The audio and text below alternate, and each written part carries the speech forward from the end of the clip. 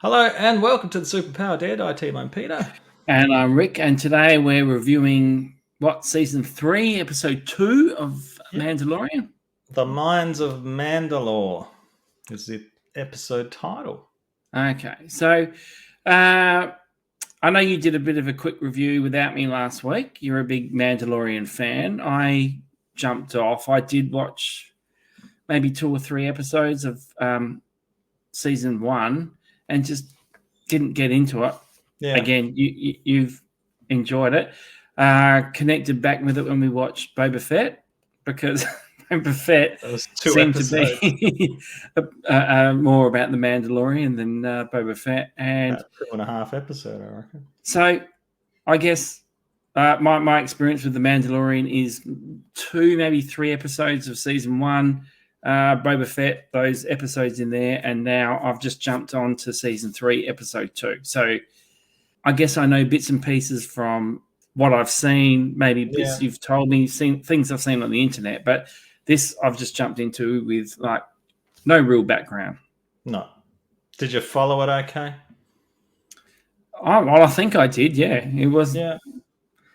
So having not watched episode 1, I thought... Well, they had the recap. Recap, so I had an idea of stuff, yeah. And they had... But I said last week that we were getting like little snippets of what was going to follow on in the season. And okay.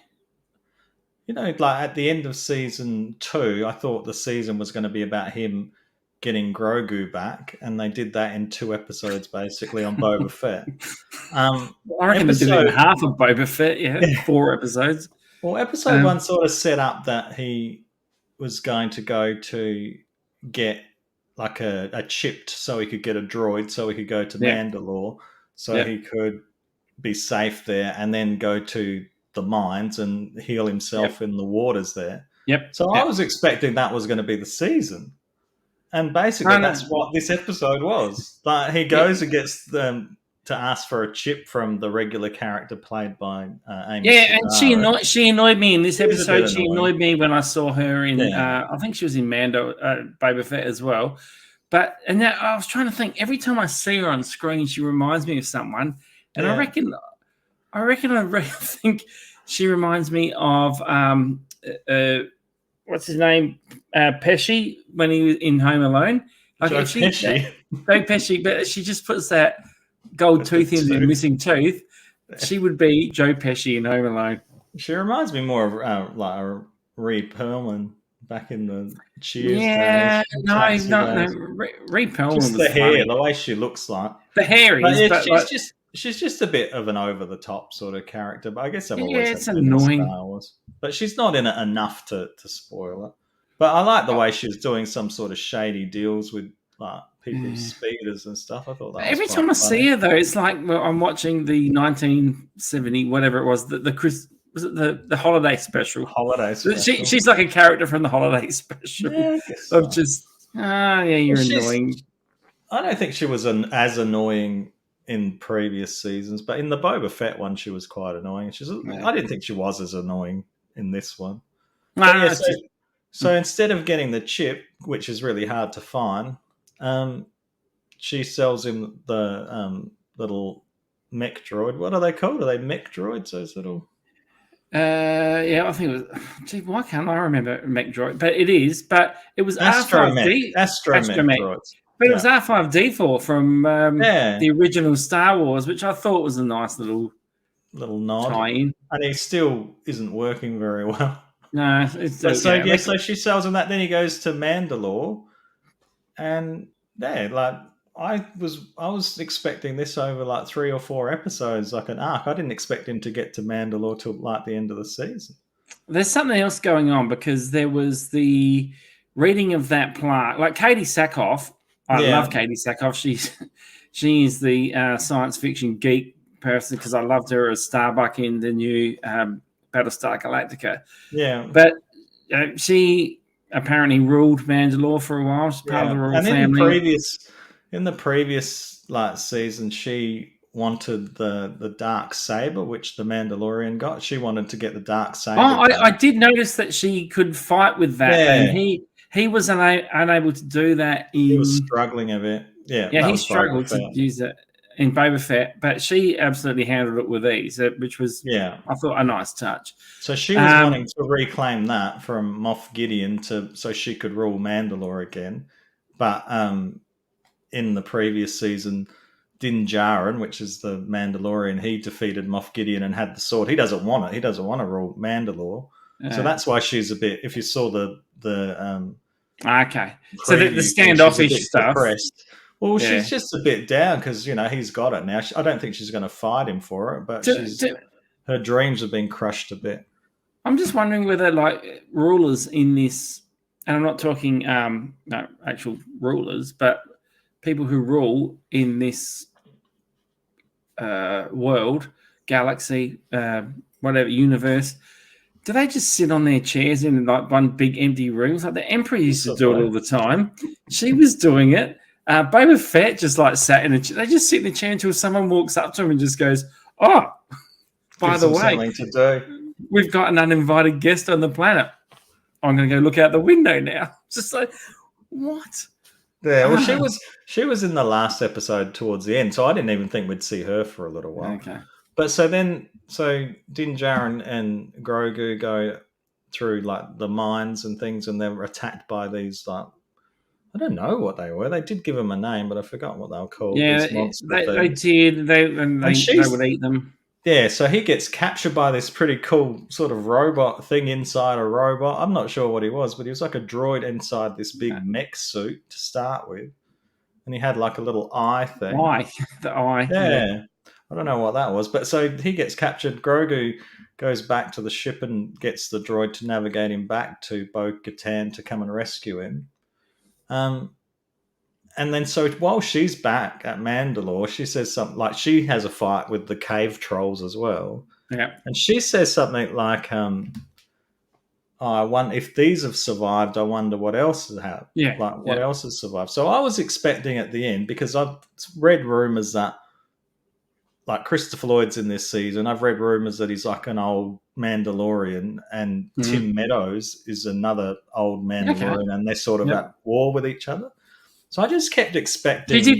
She did mention moments like them coming out and like there's going to be people there, but it didn't happen.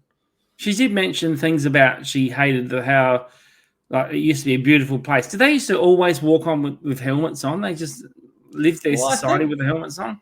But she said that she hated seeing them fight each other for no reason. Yeah. So that might come up later on. So the clan that the Mandalorian is in is apparently some sort of like smaller sect cult that are not supposed to take their helmets off. Because she had her helmet off. Because she always has her helmet off. Yeah. But she's so when he first met, she's just walking around like, helmet. So when he first met her, he was like, how can you be a Mandalorian? You've taken your helmet off. Because in his sect, if you take your helmet off, you're not a Mandalorian. And that's why he's going to the water. Because he needs to cleanse himself. Okay, yep. Because he's taken his helmet off. So he's out of his group. The Children of the Watch, his group is called. So he's out. Okay. All right. So that's his quest to go there, which again, I thought was going to take like a season for him to go and redeem himself. And having not watched any of it, this was packed. This was packed of stuff that I thought was going to happen over a season. So I'm really scratching my head to where it's going to go. I think there's going to be like exposition between them all. Yeah. There's a lot of exposition episode because they've just always talking to Baby Yoda or whatever they're calling him. But it was just explain. And then there was that plaque she read after saying she was scoffing about the waters and I used to rule here and you want to see the water, I'll take you down there. And the plaque saying that the skull that represented their country was the myth of that was someone called that. That's their little logo that they have on. Like even Boba Fett's got that. Okay. But right at the end of that episode when she's saving him from the waters, that woke up and was starting to chase him. It ended up with them or her, but he's kind of out of it again, and her being terrified of it shooting up. So my take I think on that was it a is, mythosaur underneath. I think it yeah, dragged that's him right. underneath. Yeah. So she didn't believe it existed. She was scoffing at that whole thing. Yeah. And then now she's seen it's real, and I'm guessing they'll have to defeat it next episode. But Yeah. so I think this might delve a bit more into this season might delve a bit more into the history. It seems a bit like the Mandalorian lore and what's real and what's not. But so I'm just wondering if like these things, other Mandalorians will find out that Mandalore is like habitable now, and that there is a mythosaur, and maybe people will come back, have wars, and so there'll be like opposing factions and fighting. That's where I'm wondering if it's going now, because I honestly thought that what happened in tonight's episode was going to take the rest of the whole season to do. So it's interesting. It was packed. I'll have to go back and watch it again, I think, because it had so much in it. Okay. Yeah, but it was so lots of little things that you thought were going to take a season to tie up. Sort of got tied up a bit. So he's had his bathing now. So whether that counts that he's allowed to go back into the sect, I think he's going to be the one that ends up defeating the mythosaur. But I think so. It's maybe they'll both do it together. 2. Yeah, maybe. It was interesting that she had I thought she was going to keep the dark saber, but she didn't. I'm glad it was what it was for you. I was kind of like, what? Like I was still bored, and I'm not sure. I think that might be my Star Wars burnout. I think I talked about that through Boba Fett. And for me, Star Wars has always been those original movies and John Williams' score. There was a bit there where, because to me, the music is a massive part of Star Wars, and I know they're branching out. We've got different universes, so we don't need to do it now. And there was a part where, is it Grogu, the baby Muppet, was using the Force to try and free the Mandalorian from that little cage. And it sounded like they were going into the Force theme as he was doing that, and then it was just like not. And it was like, no, but that's the whole. For me, that's the whole point of it. You want to hear those familiar things. It's funny you said that, because when I first watched The Mandalorian, I really enjoyed it. But the one thing that I didn't like was the music, because I was waiting for the Star Wars theme and stuff. But as I've like kept watching it now, I really like the music, and I get the theme song stuck in my head all the time. Okay, yeah. So I've been flipped on the music. Yeah, and so I had a couple more questions. So when I was waiting for it to load, and I was sort of just sitting on Disney on the website, it was saying about this follows the journey of the Mandalorian after the defeat of the Galactic Empire. Yeah. So is this defeat after Return of the Jedi? Yeah, this is all set after Return of the Jedi. So not after the second defeat of the Galactic Empire, after Rise of Skywalker. No, this is before. Okay. Before the sequels. Okay. All right. And the original trilogy. And so my second question has always been, I guess, like, so Boba Fett, I'm going to guess, is the inspiration behind all of this, because those costumes are too close to his. But he was never a Mandalorian. He was like a clone. He is. They may have like done it retroactively, but they said it in an episode of The Mandalorian in season 2 when he was in it. Okay. Because he said you can't. Because the Mandalorian is really strict about who wears the armor and stuff, and he said you can't. So who was his dad then? Mandalorian, and then he like showed proof that his dad was Mandalorian. So Boba Fett's dad, Jango Fett, was even though he's like was the specimen they used for all the clones, he was a Mandalorian. Oh, it just shows me how much they've screwed with this whole thing. I think they were kind of fixing it. They were trying to fix it. Yeah, no, you're right. Yeah, they're trying to fix it. But and Boba Fett was really cool in The Mandalorian season 2. So Boba Fett was cool as a character in Empire Strikes Back, where he was kind of just there. He turned Han in, and that was it, and keep the mystery about it. I say, I don't know. In the series, he wasn't so cool, but in he's in his own. The Mandalorian, he was pretty good. Like, he just did everything that you ever wanted to see him do. Like with the jetpack and little. He's actually said that himself. I know. People call him Boba Fett. I don't know, like it, But no, I do. I enjoy. I think it's really simple. I think I like my Star Wars a little bit simple. I want it to be fun. I want no, I don't characters that I disagree with like, that. I and don't I want a bit disagree of with it. heart. And Yeah. I like the characters in this. It's often very fun, and it really has heart with the relationship between Grogu and Din Djarin. So that's why I like this show. Whereas I've like something like Obi-Wan Kenobi, the series, I just didn't enjoy it. Boba Fett, I tried so hard to like it. Like I was, oh no, it's not that bad. It's okay. And then by the end of it, I was like, oh, and then there was 2 really good episodes with the Mandalorian, and then Yeah. then I was like, What oh about yeah, a bit over it. what, And what about the Andor other was one? Andor was Yeah. good science fiction, but it didn't feel like Star Wars to me. So this doesn't feel like Star Wars to me, even though they're like referencing everything in it. Yeah, because I like you Andor. see the I really aliens like in Andor. this. Like you see all the different in Andor. There was no aliens really. There was just politics and stuff. I didn't dislike Andor. I thought it was okay as a show, but just as a Star Wars, I didn't really hit the buttons for me. Maybe I'm an alien racist because I liked Andor because I like the ties in with the Empire, and they're wearing the uniforms kind of like they did in Star Wars and stuff like that.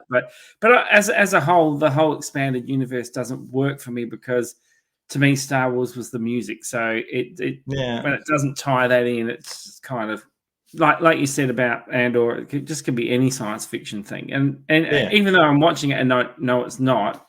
I'm hoping for something big. But yeah, anyway. So I think if you listen to the score of The Mandalorian, it might grow on you like it's grown on me, because now I really like it. Okay. Maybe I'll download it and give it a listen, but I doubt it. Because growth mindset that I have. So I actually don't really know what is going to happen next week. I sort of have a feeling that maybe they'll wake up or go up to the surface and there might be people there or something. Or it might be what I said, that word will get out that everything's okay and people will start arriving there. I'm not sure. Well, will they have the battle with the thing and beat it, and then battle with the mythosaur, and then they'll have it, and then they'll beat it, and then they'll take that the skull of that to show that we're okay. So that's just made me think. In the last episode, Din Djarin went to the armorer, who was like the leader of his the Children of the Watch. And he said, if I go bathe in the waters and bring back proof, so that could be the proof. Will I be able to be, part of the group again? So that might be it. The skull, it's a big skull, though. It's a big creature. As it shouldn't. Like I just watched one episode randomly out of 3 seasons. Didn't draw me in, but you're clearly still drawn into it. I'm just very interested to see where it's going to go. But I do enjoy it. I watched the last episode twice, and I'll probably watch this one again too. Okay, so here's the deal now. I'll watch the rest of this season with you. We'll do this on Wednesday nights, and we'll see if I change my mind. And we'll try and maybe get some other guests that like it as well. Yep. Or dislike it. You can gang up on me. Absolutely. Looking forward to it. All right, well, so thanks for watching our recap of episode 2, and we'll see you next week. Yep, thanks. And don't forget to like and subscribe down below. I'm sure this will come in the credits as well, if there are any. Thank you for watching the Superpower Daredevil team. If you enjoy our videos, please like them, and please subscribe to our channel. And you can comment down below. We love a comment. And please, ring that bell. Ring that bell.